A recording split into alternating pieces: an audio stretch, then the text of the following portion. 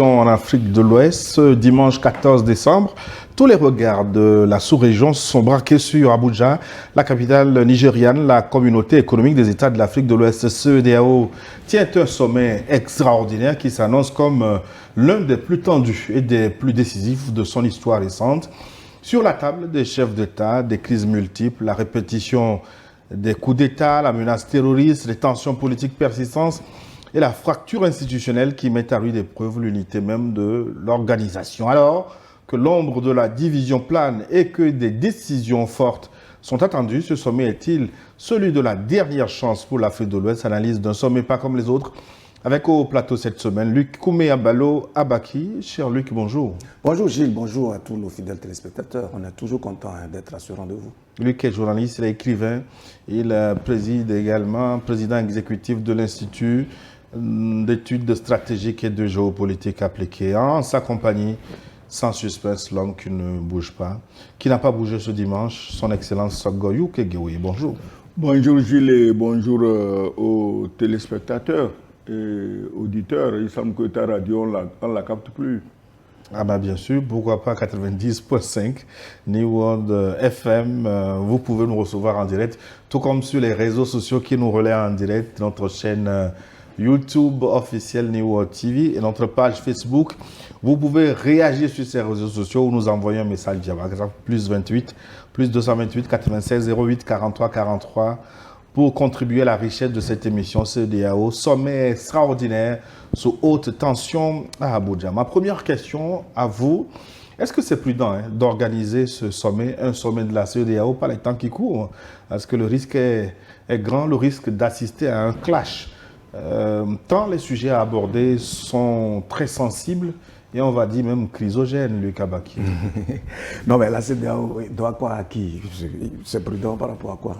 Ils sont habitués à se retrouver pour juste annoncer, ergoter autour des sujets sans pour autant chercher les solutions idoines qui puissent impacter la vie et le devenir des peuples. Je dois dire combien je suis quand même peiné de mettre du temps pour parler un peu des errements, de l'incohérence, de l'inconsistance des dirigeants qui devraient pouvoir définir une vision claire pour nos pays. La CEDEAO a été quand même organisée et mise en place en 1975 avec une lettre et un esprit bien précis. Donc, normalement, aujourd'hui, on ne devrait plus parler de toutes les faiblesses de la CEDEAO, mais vanter et exalter ses acquis et son parcours, et être fier d'appartenir quand même à une communauté dont la mise en place a été, disons, inspirée par une certaine vision. Donc aujourd'hui, que ce soit prudent ou pas, ce qui est sûr, c'est qu'ils vont se retrouver, ils vont encore ergoter autour des sujets de façon superficielle et sans pour qu'on puisse sortir de l'ornière, d'autant plus que tous les jours, on ne fait que multiplier des errements, on ne fait que multiplier des erreurs, mais quand même graves, sinon des fautes, et qui donnent le sentiment que nous sommes plutôt dirigés par les pires d'entre nous. Il y a un auteur qui disait récemment que la différence qu'il y a entre les animaux et l'espèce humaine, c'est que l'espèce humaine est la seule qui est en mesure de se laisser l'idée par les pires d'entre nous. Ben on a comme l'impression que c'est plutôt, on fait la promotion de l'incohérence, de la stupidité et puis bon, tout ce qui est de nature à compromettre même les règles du vivre ensemble et le principe même de l'évolution de nos sociétés. Aujourd'hui, on assiste par les errements donc, de la CEDEAO à un affaissement total de nos valeurs morales et identitaires et on a le sentiment aigu que ces dirigeants-là ne s'appartiennent plus et qu'ils sont toujours phagocytés par des puissances impérialistes qui téléguident tout. Et bon, du coup, on n'a plus de repères. Et c'est vraiment dommage qu'on en soit là. Excellence, le président de la commission de la CEDEAO a déclaré la communauté en état d'urgence. Qu'est-ce que cela signifie concrètement pour vous? Cela signifie qu'il veut un peu plus d'argent de Macron, c'est tout. Il veut effrayer Macron. Macron va le payer davantage pour tuer ses frères africains. Attends, l'histoire de CEDEAO a chose. Moi, c'est une perte de taille de carburant. Quand tu mets bout à bout tout le kérosène qu'il brûle pour aller à Abuja, c'est une perte de temps. Parce que c'est pour recevoir les ordres de Macron. Ils peuvent rester chez eux, on leur transmet les ordres. La dernière fois, quand Macron a appelé son chien, Médor, mords-le. Mais il a pris l'avion, il est allé bombarder les Béninois. Donc chacun n'a qu'à rester chez lui, comme ils se prennent pour les chiens de Macron. Macron a pour chaque chien un nom donné. Et va le mordre, va mordre celui-là, va faire ceci. Ils ont mordu au Bénin et ils se sont dit, ça leur a donné l'appétit. Bon, quand on a mordu au Bénin, il n'y a pas de risque, on a bombardé, on a tué des civils militaires. Pourquoi pas? Continuons, allons bombarder le Burkina. Eh bien, justement, sur le cas béninois, vous faites allusion à l'intervention. J'ai fait allusion à l'intervention du Nigeria. Oui, sur demande du Bénin, dit-on. Mais quelle est la nature de cette intervention? Attends. Est-ce que c'est une coopération bilatérale avec le Nigeria? Est-ce que c'est une intervention de la CEDEAO? Attends, même Talon, même Tinubu ne peut pas répondre à cette question. Parce que l'ordre est venu de Paris, ils l'ont exécuté. C'est après qu'ils se sont dit, qu'est-ce qu'on va faire? Bon, on va dire que c'est CEDEAO. Regarde le Tinubu. Mais c'est quand il a fini de bombarder qu'il est allé voir le Sénat. Et le Sénat dit, ah oui, on est d'accord. Mais l'Assemblée, il n'y a pas de moutons à l'Assemblée au Nigeria. Et ils ont dit non. Tu ne peux pas aller bombarder, cramer des femmes, des enfants qui dormaient. Et après, tu viens nous dire que moi, j'étais obligé d'aller. Qui t'a obligé? Mais Macron n'est pas africain. Macron n'est pas membre de la CEDEAO. Tu vas cramer les femmes, les enfants qui dormaient. Le lendemain, tu te vantes de ça, que tu es intervenu au Bénin. Le lendemain, ton ami Macron aussi dit, oui, moi aussi, je suis allé tuer des Béninois. Mais tu es sûr que même Talon, pour qui croit agir, serait d'accord qu'on est allé cramer des femmes et des enfants qui dormaient? Je ne suis pas sûr. Parce que si les Béninois savent que Talon est content de ce fait, la donne change. Luc Baki, est-ce que la nature de cette intervention du Nigeria ne pose pas problème? Mais ça pose problème, mais c'est une évidence, parce qu'en réalité, avant même que le Nigeria ne s'arroge ce droit d'intervention dans un pays souverain, il aurait fallu quand même qu'il demande l'autorisation justement de son assemblée, etc. Et puis il faut qu'il y ait une base légale du Nigeria. Oui, ce que je veux dire, il faut quand même une base légale qui justifie l'intervention d'un État par les armes. Assurons-nous de la nature de l'intervention d'abord. Est-ce que c'est le Nigeria qui a agi ou c'est au nom de la CEDEAO? Ce qui est sûr, c'est que c'est de l'avion nigérian qui est venu bombarder. Oui. Maintenant, si on fait un habillage pour dire que c'est au nom de la CEDEAO, même si c'est... pensons tout simplement que c'est d'ailleurs par la couverture de la CEDEAO. C'est sur la base de quel principe juridique la CEDEAO aurait-elle le droit de déployer un avion dans un pays souverain? Il n'y a aucun dispositif, ni dans la charte de la CEDEAO, ni dans le protocole additionnel qui autorise justement la CEDEAO à faire un déploiement de bombes, d'avions, etc. pour bombarder un peuple souverain. Oui, si c'est la CEDEAO, est-ce que les autres chefs d'État sont d'accord avec cette intervention? Il faut leur poser la question. On espère justement qu'à ce sommet-là, ils vont répondre à ces questions. Mais ce qui est sûr, c'est que c'est le comble de l'incongruité, de l'indécence, de l'immoralité. J'ai parlé tout à l'heure de l'affaissement des valeurs morales. C'est-à-dire, il y a un dislocage des principes du vivre ensemble. Et ça, ce n'est pas la faute justement des dirigeants de la CEDEAO aujourd'hui. Gilles, j'ai l'impression que tu ne comprends pas ce que j'ai dit. Quelle CEDEAO? Mais normalement, c'est après le sommet aujourd'hui que le Nigeria pouvait, au nom de la CEDEAO, aller bombarder quelqu'un. Absolument. C'est ça, c'est la logique. Maintenant, s'il dit que la CEDEAO est d'accord, ça veut dire que chacun était assis en son palais, on lui a donné l'ordre, et il a dit, oui, chef, tu peux aller tuer les Béninois, c'est pas grave. Et il est allé les tuer. Quel CEDEAO maintenant? Oui, mais pourquoi ils sont allés à Abuja aujourd'hui? Ce n'est pas l'occasion pour les chefs d'État qui n'ont pas été consultés et justement de se faire entendre au cours de ce sommet? Bon, espérons. Mais attends. Qui va se faire entendre? Les chefs d'État qui n'auraient pas été d'accord avec cette intervention. Chefs de quel État? Mais les préfets, attends toi aussi. Le secrétaire exécutif des préfets, il a dit quoi? Tu dis quoi? A dit quoi tout de suite? Mais eux, ils sont là, ils sont en train de voir comment Macron va encore envoyer des liasses d'argent. Et tu parles de dénoncer quoi? Ils vont dénoncer quoi? Mais c'est pas possible. Attends. Tout ce qui arrive, on peut avoir ça devait arriver. Des chefs d'État qui n'aient pas été d'accord avec cette intervention. Le Nigeria dit qu'il est le plus puissant, il est le plus fort, il est le plus riche, il est le mieux armé. Donc ce qui arrive, si c'est un petit pays local ici qui exécutait servilement, obséquieusement les ordres de Macron, on comprendrait. Mais il dit qu'il est le plus fort. Effectivement, il est le plus fort de la CEDEAO et c'est lui que Macron, son président, un vieux, que Macron tient par la laisse et on lui dit mordre. il mord. On dit va bombarder, il va bombarder. Tu sais pourquoi?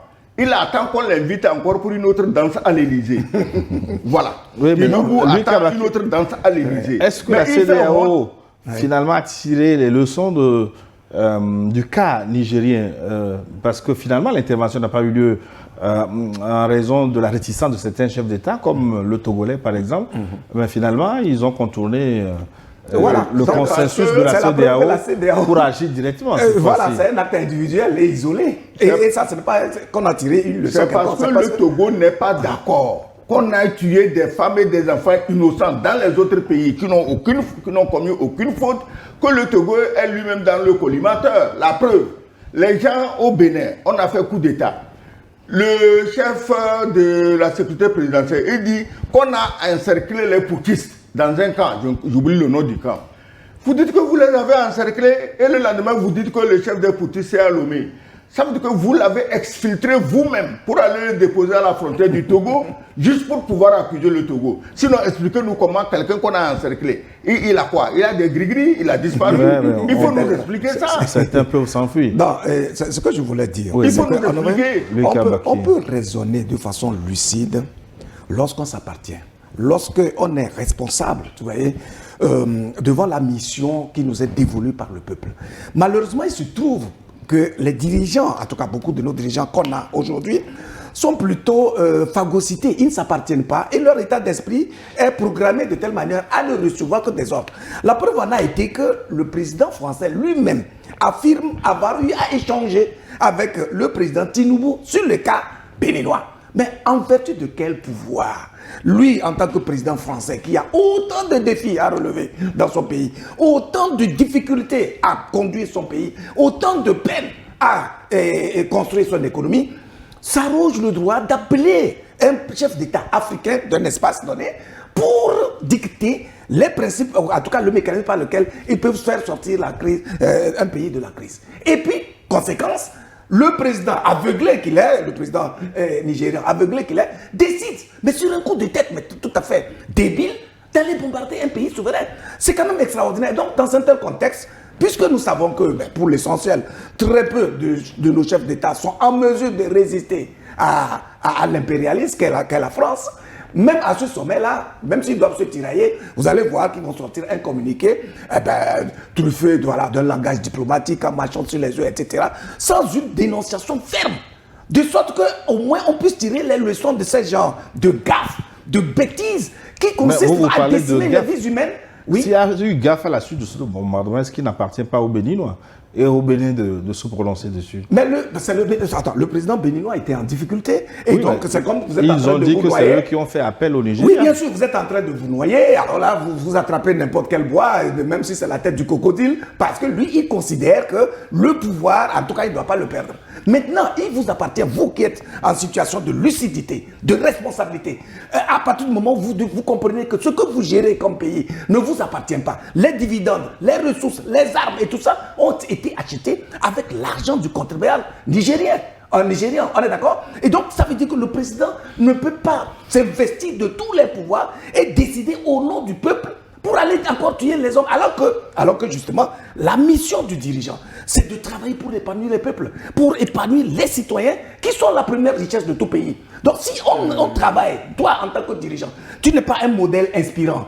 Tu es dans la stupidité au point de travailler pour tuer des citoyens de ton espace, mais il y a un problème, mais qui est sérieux. Je pense que franchement, c'est le peuple. Je vais terminer tout à l'heure. Quand vous parlez du Bénin, ça veut dire que c'est les citoyens béninois qui doivent pouvoir se révolter du fait qu'ils sont assaillis et donc la souveraineté du Bénin elle-même est complètement compromise. Quelle est la fierté d'un talent aujourd'hui s'il a été attaqué par sa propre armée et qui se voit obligé de chercher des alliés à l'international sans aucun principe juridique pour pouvoir sauver son fauteuil? Voilà ce que nous sommes en train de dénoncer. On aurait même assisté à un déploiement d'autres forces comme la Côte d'Ivoire, Sierra Leone, on parle du Ghana également. Oui, pour habiller l'habit de tous les chefs d'État. Le Ghana est un pays sérieux dirigé par un président responsable. Il n'est pas dans les nègreries. Le Ghana n'est pas dans les nègreries du Nigeria. Mais on a cité le Ghana. Je dis le Ghana n'est pas dans la salade. Voilà. C'est le Nigeria. Et ce n'est même pas le Nigeria, c'est Tinubu grâce à cause de la danse qu'on lui a offerte et qu'il espère encore aller danser à l'Élysée. C'est lui qui est en train d'humilier tout le Nigeria. Tu dis que tu es le plus grand, le plus puissant, tu diriges un tel pays et tu ne fais pas attention à ce que tu fais. Mais maintenant, Talon. Oui, mais laissons Talon. Parlons de Macron d'abord. Pourquoi il met son nez, sa bouche et les renseignements finalement dans cette affaire? Il met son nez et sa bouche parce que les 14 enclos lui appartiennent. Non, plus sérieusement, excellent. Non, attends. C'est chez lui. Il ne peut pas comprendre que quelqu'un se lève contre son préfet à Cotonou. Alors, sinon, tu peux me trouver une autre raison. Il est chez lui, Talon, Macron, à 14 enclos, plein de moutons, de chèvres, de cochons en Afrique. Et il apprend qu'un des gérants de son parc est menacé. Il vient le secourir. À part ça, tu as un autre motif. Maintenant, ce qui choque tout le monde, pendant que tous les 14 enclos se battent bec et ongle pour échapper à la prédation de Macron, c'est en ce moment que Tinubu s'amène en dansant. Moi, j'adore la colonisation française. Macron, il faut venir nous niquer, surtout sans vaseline. On est là, viens. On est là, viens. Mais le Nigeria, c'est un pays sérieux. C'est un pays puissant. Tu imagines ce que c'est que le Nigeria? Avec tous leurs chefs traditionnels ultra puissants. Tu vas au nord, tu vois les émirs, tout ultra puissants. Tu crois qu'ils sont d'accord, tous ces gens-là, que Tinubu prennent leur avion pour aller tuer des femmes et des enfants qui dormaient la nuit au Bénin? Même, je disais ici, Talon ne peut pas revendiquer ça. Parce que cette affaire-là, ça va finir à la CPI. Il faudra qu'un jour, Tinubu aille expliquer pourquoi il a pris un avion, aller bombarder des femmes et des enfants qui dormaient. Mais pourquoi le Bénin lui Et moi, je ne mets pas Talon dedans parce que Talon n'a pas. Talon avait des problèmes, il avait besoin de secours, mais il n'a pas dit à Tinubu de venir tuer les femmes et les enfants. Oui, mais lui, pourquoi le Bénin ne pouvait pas lui-même assurer les bombardements? Je crois qu'ils ont eu quelques hélicoptères. Il a quel moyen? Justement, c'est l'armée qui s'est révoltée contre lui, non? C'est pas l'armée qui s'est révoltée contre lui. Une dizaine de personnes. Voilà. Dis donc. Et donc, cela a fallu les forces spéciales françaises, des avions nigérians, les avions français pour faire fournir les renseignements, enquêter, tout. Mais attendez, je pense qu'il faut éviter cette blague-là. On ne peut plus nous duper, on ne peut plus nous blaguer aujourd'hui. Je pense qu'il y a eu une opération suffisamment réfléchie de coup d'État au Bénin. Même si nous ne sommes pas d'accord sur le principe de ces genres de renversement, nous considérons que les chefs d'État doivent être conscients de leurs responsabilités vis-à-vis de leur peuple. Lorsque vous êtes dans le piédestal de l'État et vous considérez le fauteuil comme une fin en soi, au point même où vous écartez tout prétentieux, en tout cas tout citoyen qui aurait envie et qui aurait l'envergure de convoiter ce fauteuil-là. Et donc vous multipliez des subterfuges pour pouvoir conserver de façon directe ou indirecte le pouvoir. Vous créez des frustrations et vous alimentez le terreau qui, justement, occasionne ces genres de révoltes et ces genres de coups d'État. Et donc, je pense que c'est les arrestations continuent. Les arrestations continuent quand même au Bénin. Ah ben oui, on commence maintenant à faire de l'atissage parce que bon, on a le vent en poupe, le pouvoir étant là, on voit les ennemis partout. Les dernières nouvelles, on apprend l'interpellation de Tchabi. Oui, le fils de Yahi Boni et tout ça. Candidat Zanaï. C'est quand même... Ces gens-là, c'est bien qu'on les arrête. C'est bien qu'on les arrête. Parce que c'est leur lâcheté, leur inaction qui a amené le Bénin là où il est aujourd'hui.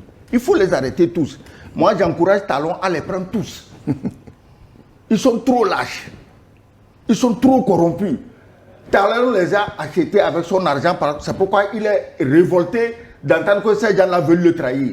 Parce qu'il se dit, mais quand même, et mon argent que vous avez bouffé, ils sont trop lâches, ils sont trop corrompus.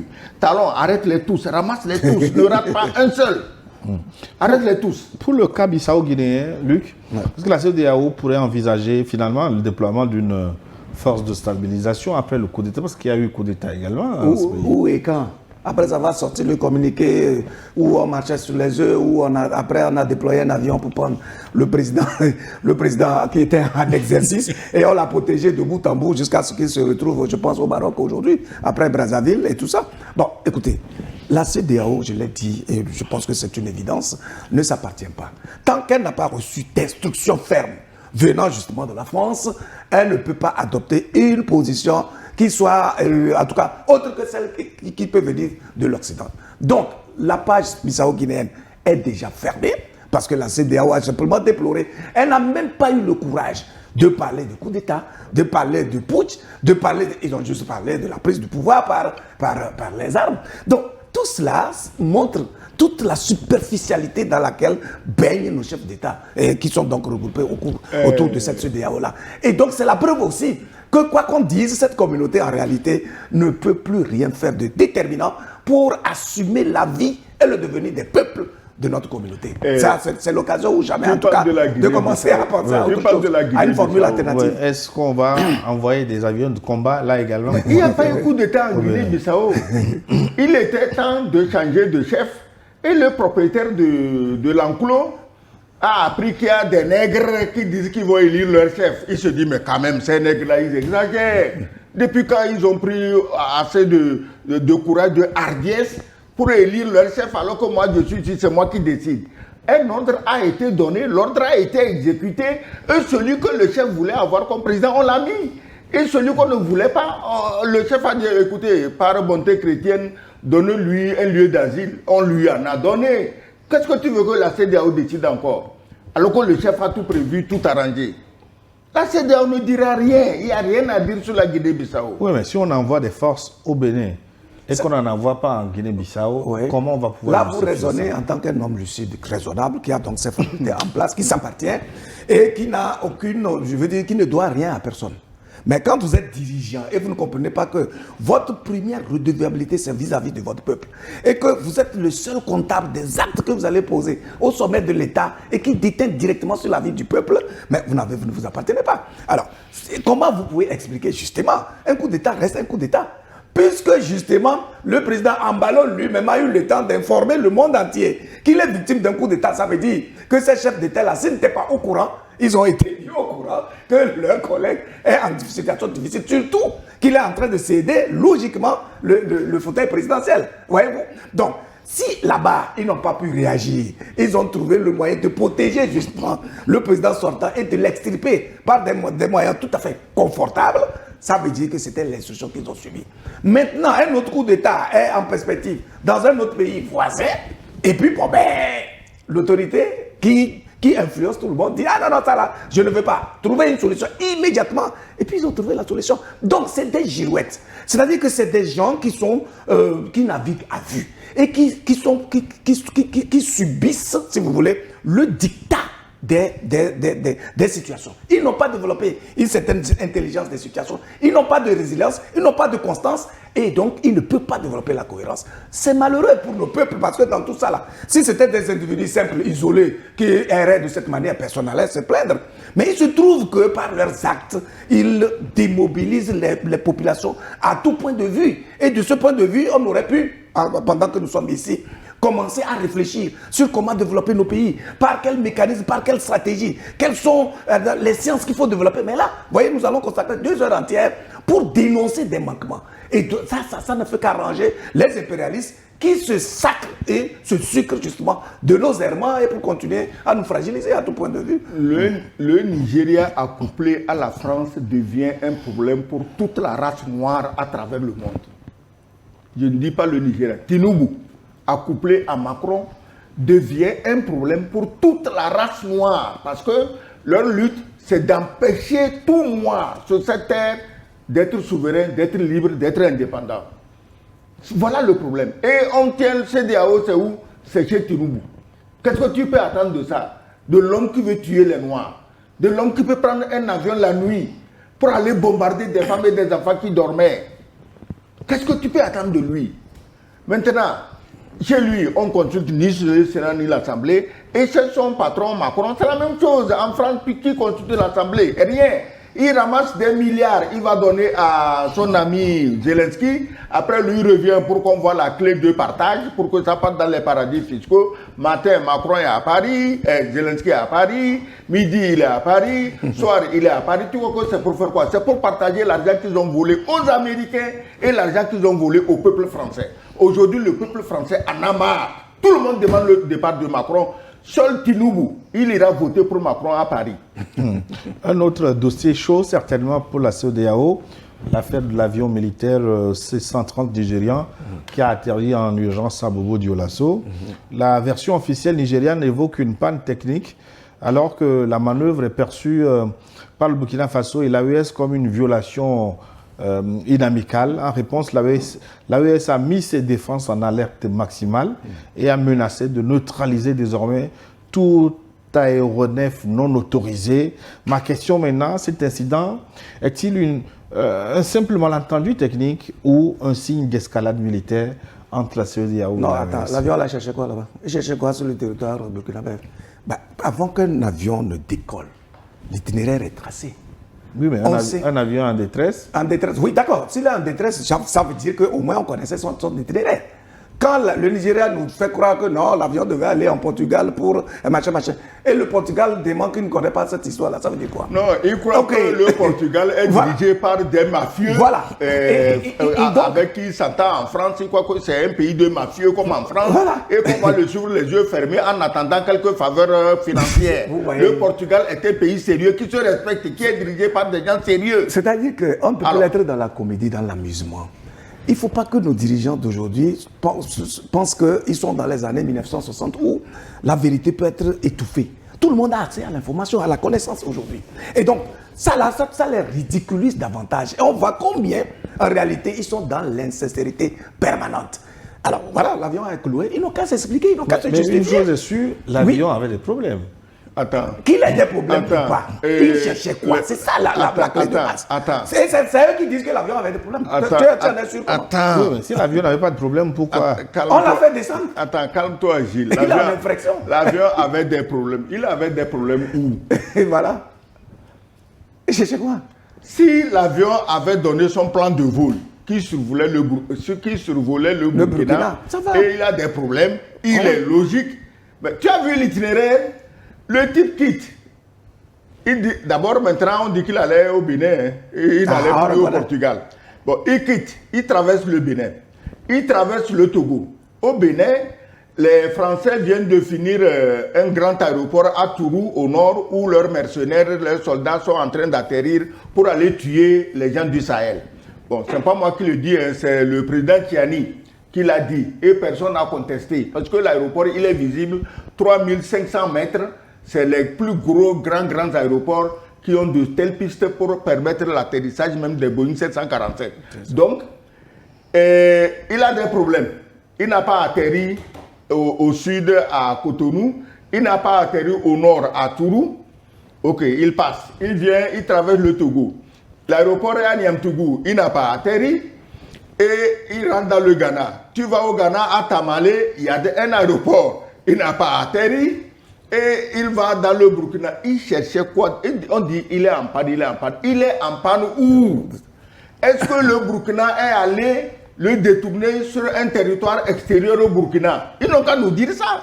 S'ils nous disent aujourd'hui que bon, au fait les chasseurs burkinabés sont allés détourner notre avion sur le Togo ou sur le Ghana, bon là on les écoute. Mais apparemment c'est un avion inoffensif. Inoffensif, il n'y avait pas d'armes. Attends. Il y avait... C'est l'avion le plus dangereux qui peut survoler l'AES parce qu'il est hyper équipé. D'ailleurs, soit dit en passant, c'est un avion français. Il est équipé par les Français.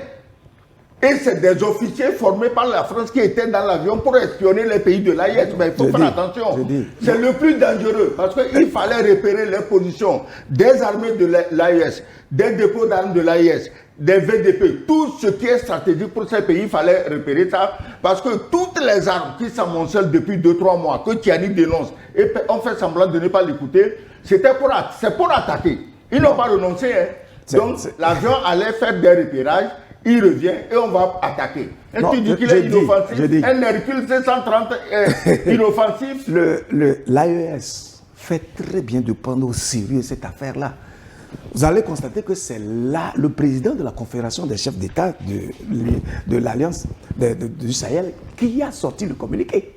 Ce n'est pas le Burkina Faso, c'est le général Assimi Goïta qui a sorti un communiqué clair qui montre que il y a un acte dynamite et il y a donc une forme d'espionnage. C'est un scandale qu'il faut justement essayer de... Je pense que Le Nigeria fait bien là de commencer à marcher sur les œufs. Parce qu'en temps normal, Tinubu aurait pu monter sur cet ergot pour dire, ben écoutez, moi je n'avais aucune intention, il faut libérer mon avion, en train de menacer. Et il a compris que là, ça c'est très sérieux parce que c'est flagrant.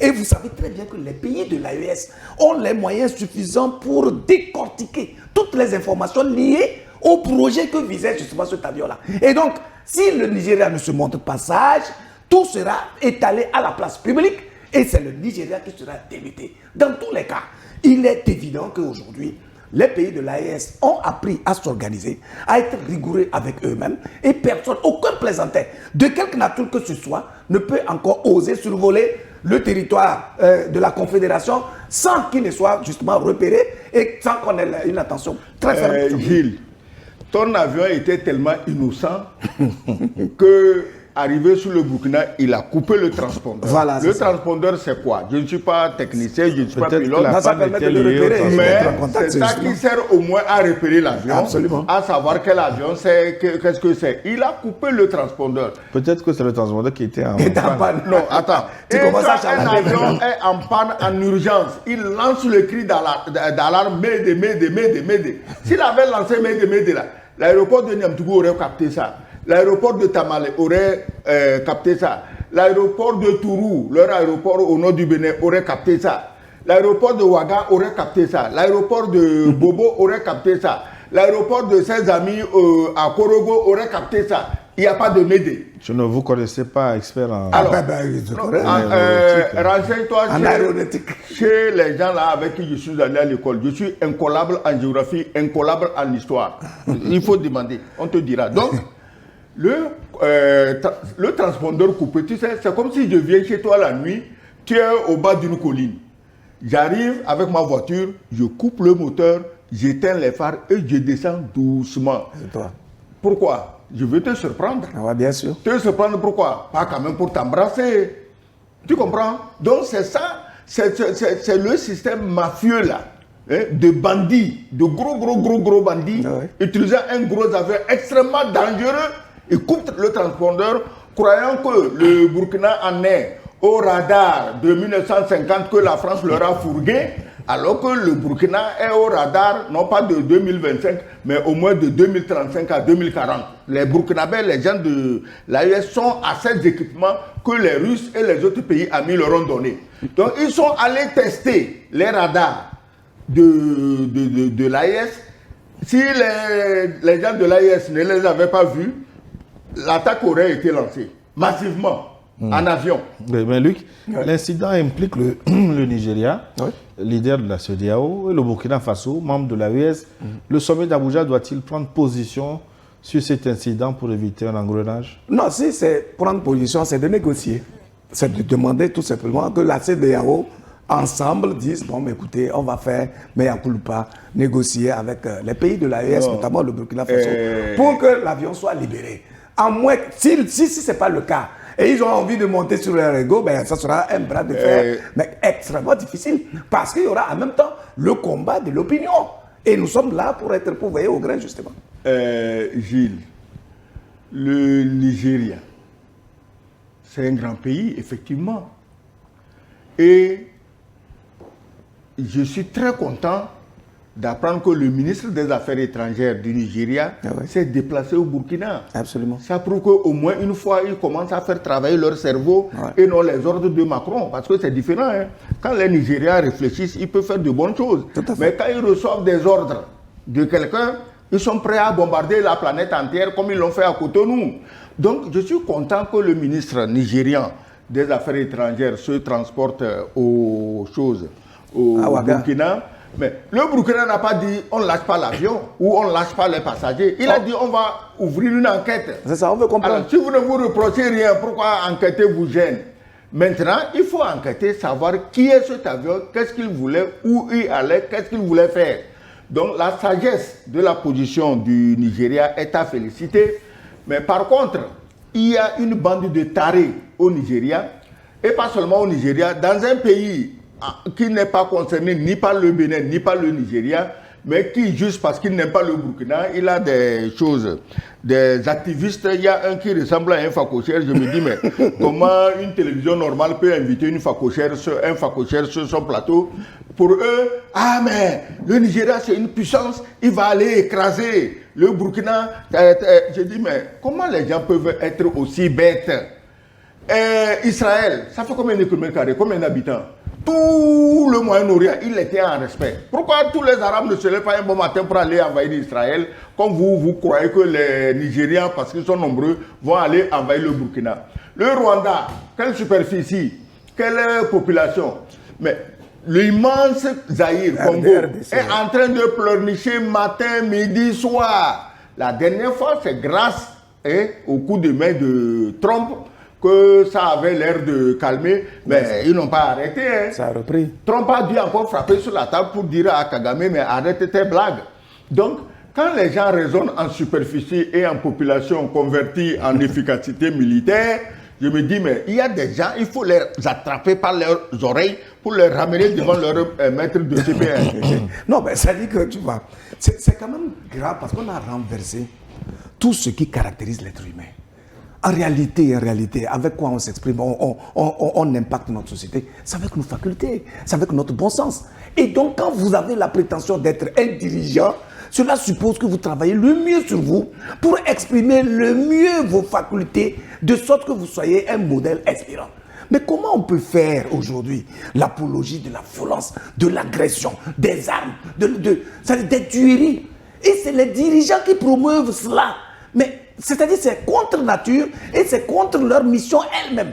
Et c'est là où se trouve justement le scandale. Et si après plus de 60 ans de nos prétendues indépendances, nous continuons par errer, par végéter dans le désordre, dans la précarité, c'est sans doute parce qu'on a un problème de leadership. On a un problème de vision. Voilà pourquoi on est heureux d'accompagner les pays de l'AES où les leaders, eux, ils ont compris qu'ils ont une responsabilité historique dans le projet de construction de la société. Il faut avoir une vision par rapport au modèle de société que nous voulons créer. Si nos dirigeants eux-mêmes en viennent à patauger dans le désordre comme tel, dans la superficialité, dans l'incohérence et dans l'inconsistance, alors qu'est-ce qu'ils vont faire? Parce que là, ils démobilisent tous les troupes. Il n'y a aucun projet de création d'une nation, d'une communauté qui puisse prospérer, qui puisse se structurer et qui puisse évoluer. C'est un drame pour nos sociétés parce que les générations à venir n'auront pas de repères. Il faut vraiment que nos dirigeants se ressaisissent à partir de maintenant et qu'ils comprennent qu'ils ont une responsabilité historique dans le plan et le projet de construction de nos nations. Franchement, tout ce qu'ils sont en train de faire, c'est très puéril et c'est déplorable. On n'a pas d'autre choix que de dénoncer cela, justement. Quel est l'intérêt du Nigeria de nourrir ce genre de crise que gagne Tinubu et consort? Non, on lui a donné instruction, est-ce qu'il a le choix? Voilà, Tinubu n'a pas eu le choix. C'est maintenant qu'il commence à réfléchir. Le Nigeria n'est pas une ancienne colonie de la France. Ah oui, justement. Et ça copie. Je viens de te dire que pour Tinubu, Macron vient nous coloniser. Nous, on a besoin de la colonisation française. On ne comprend pas pourquoi les gens du Sahel n'adorent pas les Français et leur colonisation et leur arrogance. Nous, on veut l'arrogance française. C'est ce que Tinubu dit. Heureusement, c'est Tinubu qui le dit. Les Nigérians ne sont pas à ça. Et Tinubu doit faire attention. Ce pays est à tout point de vue sur le point d'imploser. Il dit qu'il veut bannir la charia au nord. Les gens du nord lui disent tu arrêtes tes blagues. Les gens du sud-est, ils veulent leur Biafra. Et Tinubu sait que quand on dit Biafra, c'est la France qui alimente le Biafra. Mais il est en train de suivre Macron. Mais un jour, il n'aura même pas assez de larmes pour pleurer quand les Français vont lui montrer leur vrai visage. Non, mais quand vous dites que le Nigeria n'est pas une colonie française, c'est une question de la nature, de l'état d'esprit du dirigeant lui-même. Prenez le cas du Ghana. Du temps de Nana Addo Akufo, le Ghana était complètement inféodé à la France parce qu'il était francophile. Il traînait là-bas tout le temps. Et donc, quand le président Macron s'est retrouvé au Ghana, il y a eu des compromis. Le Ghana n'avait plus la puissance et l'aura qu'il était censé incarner. Vous voyez, avec le nouveau président, voilà, c'est quelqu'un qui a la tête sur les épaules. Il a compris qu'il faut vraiment travailler pour construire sa nation. Et vous voyez les bons magistraux qu'il est en train de faire sur le plan économique, sur le plan même de la restructuration de sa propre société et de l'organisation même de ce peuple-là. Donc, c'est pour dire que quand le dirigeant est défectueux, ne vous attendez pas à... Il peut entraîner toute une nation dans un gouffre entier. Et malheureusement, on a le sentiment que le Nigeria, qui faisait quand même la fierté de notre espace communautaire, commence à s'effondrer, à s'écrouler, à devenir même ridicule, justement parce que son leader a cru utile de se laisser inféoder, justement, par une puissance impérialiste. Ce n'est même pas une puissance. La France n'est plus une puissance. Bon, les Français ne veulent pas de Macron. Ils le chassent, ils le pourchassent. Ils ne veulent pas de lui. Seul Tinubu. À l'heure où je vous parle, sur toute la planète Terre, avec les 7 milliards d'habitants, seul Tinubu devient un idolâtre de Macron. Sommet contre sommet, la CEDEAO, ce dimanche 14 décembre. La semaine prochaine, l'AES va tenir son sommet, la deuxième session ordinaire des chefs d'État de l'Alliance des États de la Confédération des États du Soleil, de Sahel. Est-ce que le sommet d'Abuja est le lieu aujourd'hui d'une clarification définitive des relations, ou voire d'une rupture entre la CEDEAO et cette entité? Il y a une chose qui est certaine. À compter de janvier, la sortie définitive des pays de l'AES, de la CEDEAO, est actée. Maintenant, si la CEDEAO veut se montrer vraiment intelligente, il faut alors qu'elle définisse les mécanismes de collaboration avec les pays de l'AES, tout simplement. Dans tous les cas, les pays de l'AES n'ont plus besoin de voir quel est l'agenda de la CEDEAO. Quel est le regard que la CEDEAO porte sur eux, leur fonctionnement? C'est des dirigeants qui ont un agenda qui est clair, qui est donc de couper tous les nœuds qui ont été établis depuis la colonisation jusqu'à aujourd'hui, et qui engluent donc nos États dans une forme de léthargie, dans une incapacité à s'assumer. Et donc, à partir de cela, ils définissent une vision pour développer leur pays, pour construire leur peuple et décréter un nouveau narratif pour leur nation. Soyez-en sûrs, le sommet, le deuxième sommet des chefs d'État de l'AES qui va se tenir donc les 22 et 23 décembre prochain à Bamako, va provoquer un nouveau déclic. Parce qu'en réalité, ils sont conscients de ce que ces genres de rencontres-là, c'est des dépenses liées des dividendes, des ressources du peuple. Quand on se retrouve là, c'est pour faire un travail sérieux qui concerne la vie du peuple. Les décisions fortes vont sortir. Là, vous avez vu qu'ils ont déjà acté le principe de la mise en place de la banque, de la Confédération pour l'investissement et le développement. Attendez-vous à ce qu'il y ait des décisions qui soient encore très fortes et très porteuses à partir de ce sommet prochain. En tout état de cause, ils n'ont plus besoin de voir quel est le regard que les autres portent sur eux. Mais ce qui leur importe justement, c'est quelle est notre conviction. Où voulons-nous aller? Quels sont les moyens de bord dont nous disposons? Et de quelle manière nous allons procéder pour qu'à court, à moyen et à long terme, nous puissions évoluer vers justement la réalisation de nos objectifs aussi nobles pour nos peuples. Excellence. J'entends des gens qui délirent, parce que le délire, il est facile à attraper, ça dépend de ce que tu as fumé. Ils disent non, ils vont trouver une autre solution, l'AES va être avec eux, ils vont déterminer la place de l'AES. J'ai dit, mais les gens là, ils n'ont rien compris. Si c'est eux, s'ils veulent travailler avec, c'est à eux d'aller supplier l'AES pour que l'AES leur donne une petite place et une petite considération. Parce que vous, l'AES a chassé les Français, l'armée, tout, vous les avez accueillis chez vous pour retourner les déstabiliser et vous dites que vous voulez travailler avec eux. Comment vous voulez travailler avec eux? Parce que vous avez mis au chaud leurs ennemis chez vous en attendant de les tuer. Mais ça n'a aucun sens. Si, depuis là, ils avaient mis les armées françaises dehors, peut-être l'AES aurait pu se raviser. Après tout, on est tous des Africains, on est des frères. C'est maintenant plutôt que la France renforce ses assises militaires dans vos pays pour déstabiliser l'AES. Et vous croyez que les gens de l'AES, là, c'est une bande de tarés, des danseurs à l'Élysée, ils vont venir encore pour travailler avec la CEDEAO. Ça veut dire quoi? La CEDEAO n'existe pas. Je l'ai toujours dit, elle n'existe pas. Et puis, il faut comprendre une chose. Lorsque vous êtes dans une société, vous voulez adhérer à une association, à une organisation, etc., c'est parce que vous savez que par vous-même, les moyens dont vous disposez ne suffisent pas pour réaliser des objectifs plus nobles. Donc, en vous mettant ensemble et en mutualisant vos énergies, vos capacités, vos potentialités, vous évoluez. Mais lorsque vous êtes dans une communauté, avec cet esprit-là, et bizarrement, la communauté en question, au lieu d'accompagner ou bien de dérouler une telle vision, devient un vrai problème, un handicap majeur qui étouffe vos âmes et vos projets, mais ça veut dire qu'il vaut mieux être seul que d'être mal accompagné. Les motivations ayant sous-tendu la sortie des pays de l'AES, de la CEDEAO, sont connus de tous. Et donc, on a compris que la CEDEAO était devenue tellement pernicieuse, pécamineuse, était devenue un danger total pour ces pays qu'ils n'avaient pas d'autre choix que de se retirer pour mieux s'organiser. Aujourd'hui, c'est la CEDEAO qui doit maintenant s'inspirer des actes décisifs et nobles que les pays de la CEDEAO sont en train de poser et qui inspirent l'ensemble des opinions africaines et qui suscitent, de l'AES plutôt, qui suscite même la convoitise des puissances occidentales. Vous voyez? Donc c'est pour dire que quand vous avez le sens de l'organisation, vous avez une pensée structurée, vous avez une vision et vous décidez de vous consacrer à cette mission-là, les résultats vont venir. Ouais. Qui aurait cru qu'en 2-3 ans ou moins de 5 ans, ces 3 pays-là qui étaient considérés comme les plus pauvres là, allaient faire bons magistraux qui impressionnent tout le monde. Ouais, mais j'avais envie de vous demander si vous étiez dans les chapeaux de Eduardo Bono, les 6 chapeaux de prise de décision, quelle couleur vous auriez choisi pour le sommet de la CEDEAO? Oui, mais bon, ça, je n'ai plus beaucoup de temps pour en parler. À la reprise, je vous expliquerai. Ah, voilà. D'accord. Plus calmement. Donc, à tout de suite pour la seconde partie de l'E-World Forum.